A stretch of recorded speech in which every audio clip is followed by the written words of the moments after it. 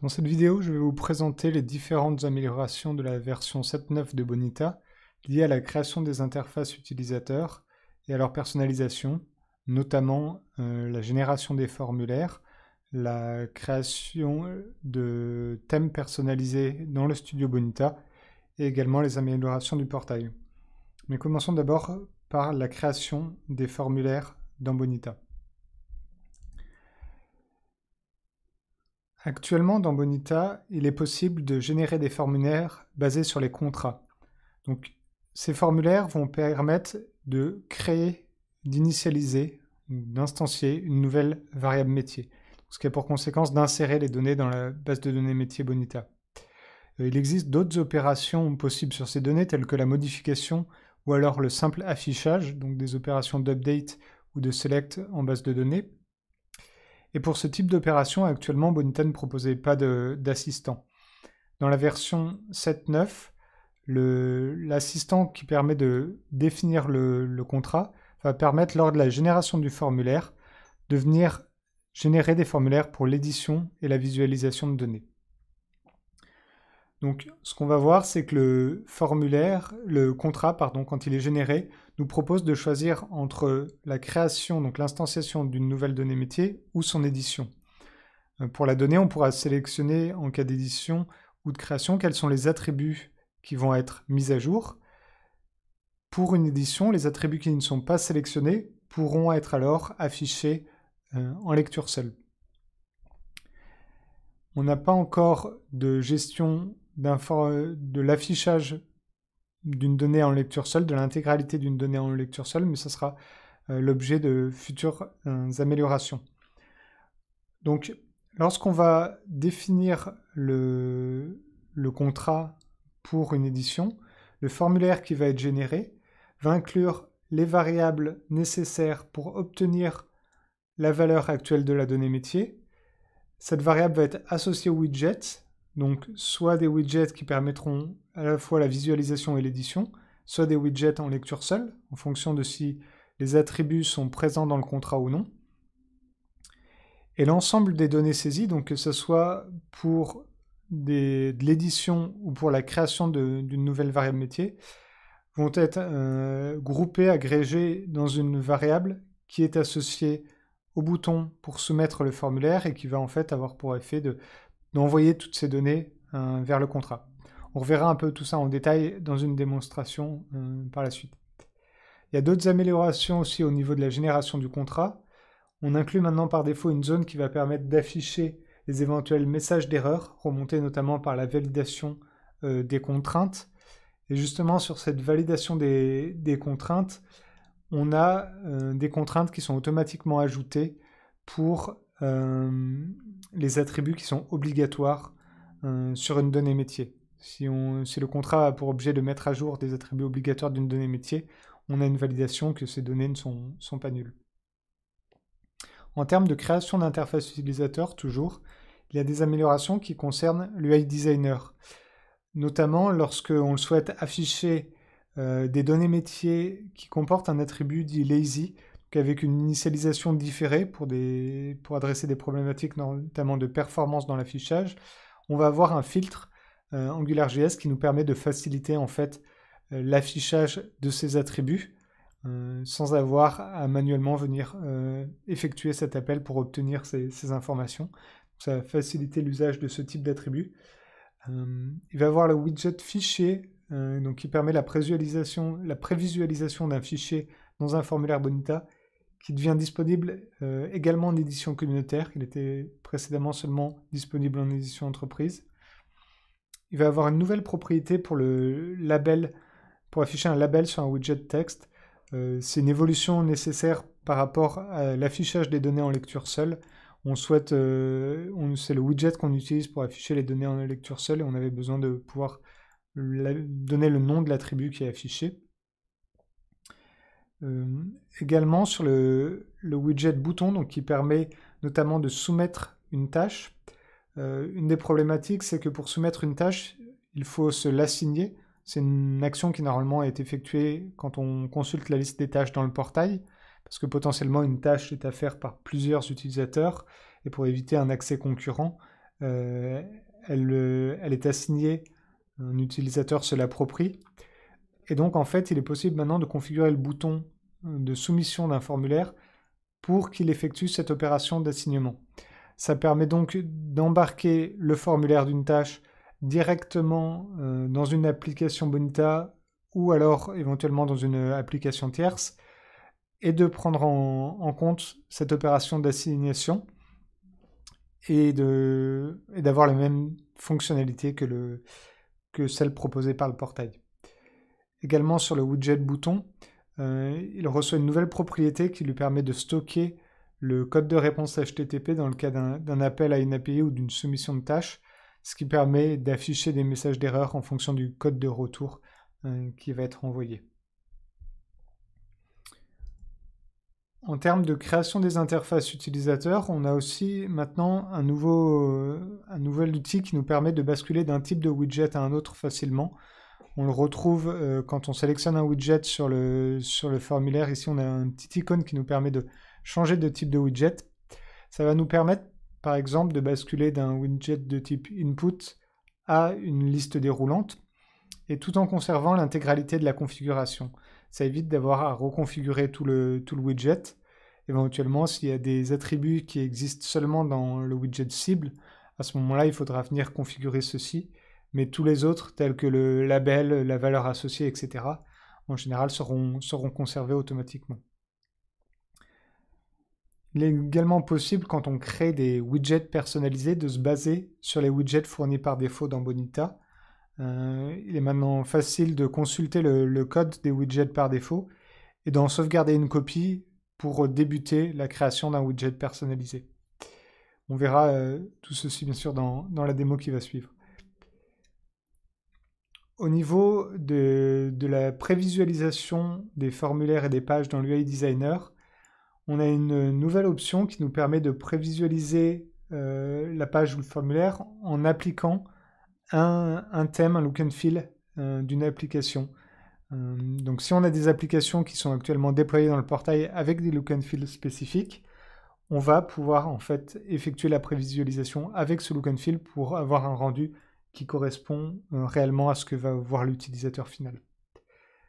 Également, toujours pour être proche du rendu de l'utilisateur final, on peut ouvrir la prévisualisation dans un nouvel onglet, et ce qui va nous permettre de récupérer l'URL, éventuellement de l'utiliser pour l'afficher dans différents navigateurs web ou de redimensionner la fenêtre pour voir le comportement sur différents types d'appareils, notamment sur les mobiles, ou éventuellement aussi d'ajouter des paramètres à l'URL.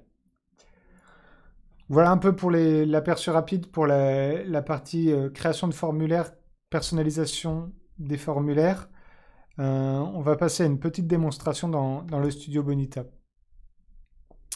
Donc pour cette démonstration, j'ai ici un modèle de données métier avec deux objets, une demande de prêt et une offre de prêt. Donc la demande contient tout simplement un montant et une description, le montant étant obligatoire et la description facultative, et l'offre contient deux attributs, un montant et une durée, qui sont tous les deux obligatoires. C'est un exemple très simple ici pour les besoins de la démonstration.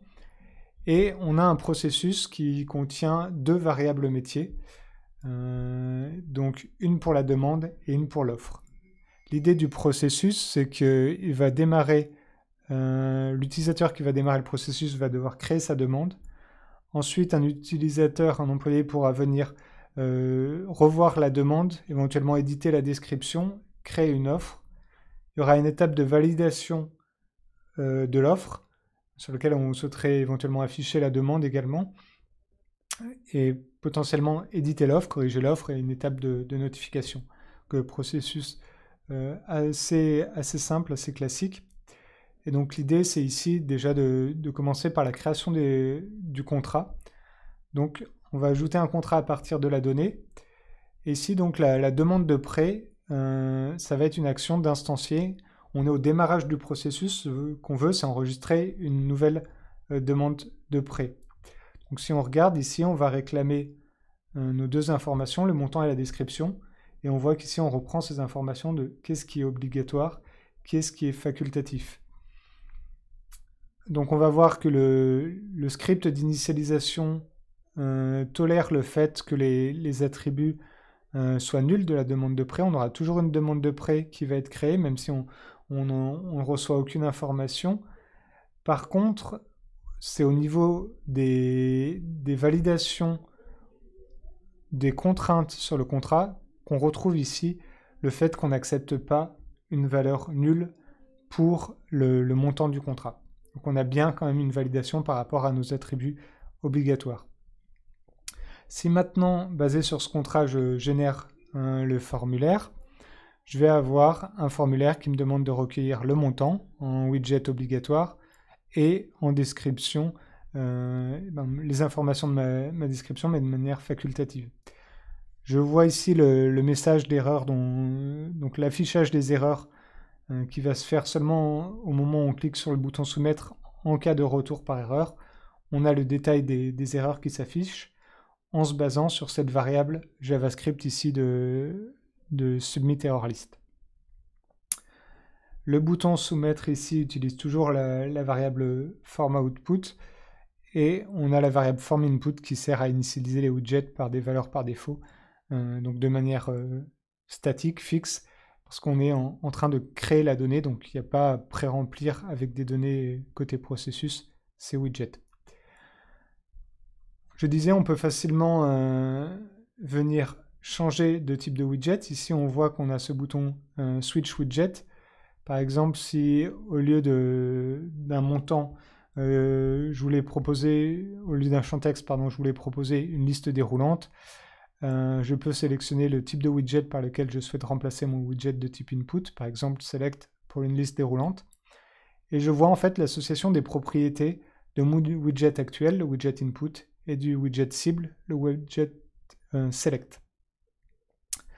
On voit que certains attributs ne vont pas être initialisés. Typiquement, là, on a un attribut désactivé pour le widget select. En fait, je vais pouvoir venir les associer manuellement s'ils ont un nom différent. Par exemple, ici, sur le widget input, l'attribut s'appelle obligatoire. Donc, je peux faire la correspondance. On voit que d'autres attributs, par exemple, devront venir être personnalisés après coup, comme les valeurs disponibles. Il n'y a pas de sens d'avoir des valeurs disponibles sur un widget de type input, alors que ça a du sens sur le widget select. Comme je le disais, on peut aussi venir créer son widget personnalisé. Ici, il y a ce menu sur le widget. On peut voir le code.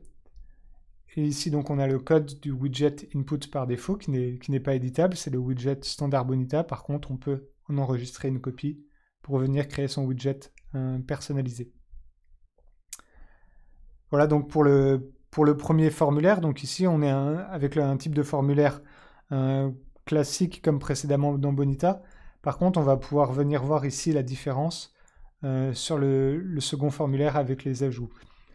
Donc, ce qu'on va vouloir proposer dans ce formulaire, c'est éventuellement de venir modifier la demande de prêt. Donc là, on va pouvoir choisir l'option « Éditer » et venir choisir les attributs qu'on souhaite permettre d'éditer. Par exemple, je vais permettre de modifier la description. Et je vais également permettre la création de mon offre de prêt.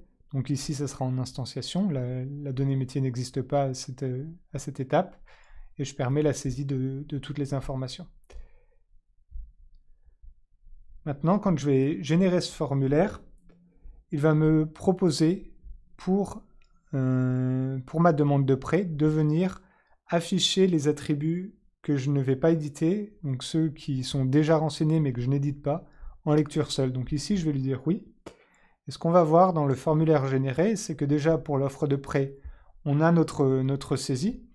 On utilise, comme pour le premier formulaire, la variable formInput pour ce widget.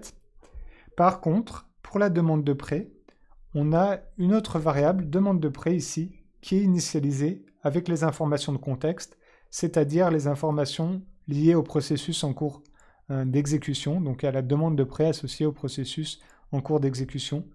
Cette variable a été automatiquement ajoutée pour moi et elle est utilisée pour initialiser ce widget texte qui me permet d'avoir le montant en lecture seule sur la demande Et par contre, la description qui est disponible en édition et qui fait partie du contrat, elle, a un widget de type input. Si on regarde sur le bouton Submit, on a toujours la variable format_output. Et en fait, cette variable format_output est une variable JavaScript qui agrège à la fois les infos de la demande de prêt, mais aussi ce qui est contenu dans form_input, qui est l'offre de prêt. Voilà pour ce second formulaire. Et donc si on regarde le troisième formulaire dans lequel on souhaiterait éventuellement donc, afficher la demande et venir proposer de modifier l'offre, dans ce cas-là, on va créer à partir de la demande de prêt un contrat pour l'édition. À partir de l'offre de prêt, un contrat pour l'édition. Et pour la visualisation de la demande, actuellement, on n'a pas de solution. Donc, quand on va générer le contrat ici, le formulaire va être basé seulement sur le contrat, donc on pourra faire l'édition de l'offre de prêt. On voit ici qu'on récupère les informations de l'offre de prêt dans notre variable de formulaire. Par contre, pour ce qui est de la visualisation, il faudra créer notre propre variable sur le modèle de l'offre de prêt pour venir récupérer les informations de la demande et les associer à des widgets. Donc ça, c'est une évolution qui viendra dans une future version de Bonita, de proposer des automatismes autour de la visualisation seule des données. Donc comme je le disais, sur l'aperçu ici, on va pouvoir utiliser un aperçu qui se base sur les applications, donc sur un thème utilisé dans une application. Donc actuellement, j'ai aucune application de déployer. C'est pour ça que je ne peux pas voir mon aperçu avec un thème personnalisé. Mais ici, si je viens déployer mon thème personnalisé, je vais pouvoir visualiser ces informations. Donc je vais juste simplement personnaliser mon thème avant de le déployer, effectuer un changement. Donc j'ajoute par exemple une couleur de fond personnalisée, voilà. Je vais construire mon thème et je vais déployer l'application, une application qui va utiliser ce thème. Donc là, on voit que mon application en fait était déjà configurée. Je reprends mon thème personnalisé pour l'application. Donc, je déploie cette application. Donc, si je l'ouvre dans mon navigateur web, ici, on peut voir que cette application, par rapport au look and feel par défaut, a un fond gris plutôt qu'un fond blanc. Donc maintenant, si je reprends ma preview de l'UI Designer, que je rafraîchis, je vois que mon application est disponible dans la liste. Actuellement, j'ai le thème par défaut qui est blanc. Je bascule avec mon thème en preview qui est gris. Donc voilà pour la démo de la preview avec un look and feel personnalisé. Donc si on regarde maintenant l'exécution du processus, donc pour la démonstration ici, je vais simplement enlever le caractère obligatoire du montant. Comme ça va me permettre de soumettre le formulaire avec des données invalides par rapport au contrat, vu que je ne respecte pas l'attribut obligatoire. On va pouvoir voir l'affichage du message d'erreur. Par exemple, si ici j'enlève la valeur, je fais un test, je soumets le formulaire, on voit les messages d'erreur qui remontent à l'utilisateur. Donc voilà pour la présentation des évolutions au niveau de la création de formulaire. Et maintenant, on va regarder les évolutions au niveau du portail.